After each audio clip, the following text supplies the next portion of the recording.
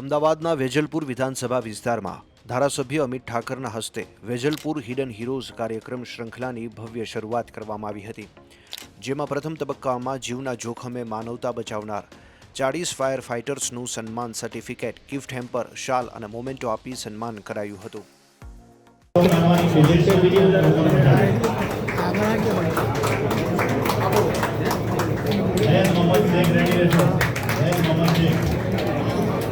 બધુભાઈ Rathod ready રહેશો. First responder Gujarat અમારું જે 20,000 લીટર રહેશે. હાર્દિકભાઈ ચુડાસમા રેડી રહેશો. વંશી રામ રેડી રહેશો. Emergency responder fire fighter.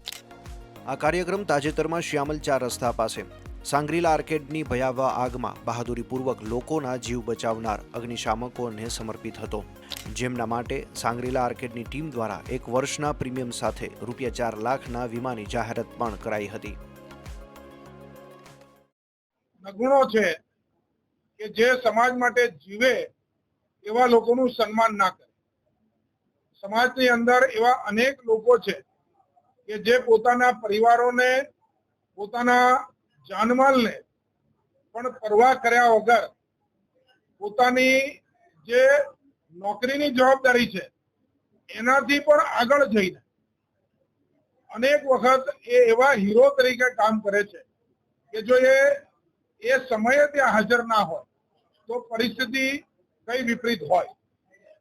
સાંગ્રીલા આર્કેડમાં લાગેલી આગ પછી કે એવી લાગેલી અનેક આગો વખતે ફાયરમેન જે રીતે પહોંચતા હોય છે એ પછી આવા લોકોનું સન્માન કરવાનો અને એ સન્માનની શૃંખલા ચાલુ કરવાનો એક વિચાર આવ્યો. એ વિચારમાંથી જન્મ થયો વેજલપુર હિડન હીરોઝ. આજે ફાયર ઓફિસરોનું અમે સન્માન કર્યું છે. આ શૃંખલા આગળ પણ ચાલુ રહેશે.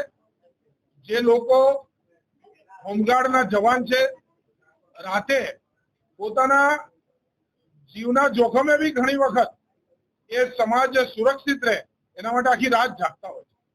ઘણા સ્વચ્છતા કર્મચારી છે, વાર તહેવાર જોયા વગર એ પોતાનું કામ કરતા હોય છે. ઘણા પોલીસ કોન્સ્ટેબલ જે ટ્રાફિકમાં કામ કરતા હોય એ અનેક ધુમાડાની વચ્ચે પણ ઉભા રહી અને ઉમદા કામગીરી કરીને ટ્રાફિક સોલ્વ કરવાનું કામ કરતા હોય. ઘણા બધા મેડિકલ લાઈનના ઓફિસર હોય, એ આશા વર્કર હોય, નર્સ હોય, ડોક્ટર હોય, આવા અનેક લોકોથી આ સમાજ બને છે. એક એરિયા આવા લોકોથી સ્વચ્છ રહે છે, સુરક્ષિત રહે છે અને એમની સેવાથી, જે સમર્પણથી આપણું જીવન જીવવા લાયક રહે છે. આ બધાને સન્માનવાની શૃંખલા એટલે વેજલપુર હિડન હીરોઝ. આજે ફાયર જે ઓફિસરો છે એમનું પ્રહલાદનગર ફાયર સ્ટેશનની અંદર આવી અને અમે સન્માન કર્યું છે. એ લોકો માટે આપણે સન્માનથી વધારે શું કરી શકીએ, પણ જો સન્માન બી ના કરીએ તો આપણે એક સંવેદનશીલ સોસાયટી નથી આવું માનવું રહ્યું.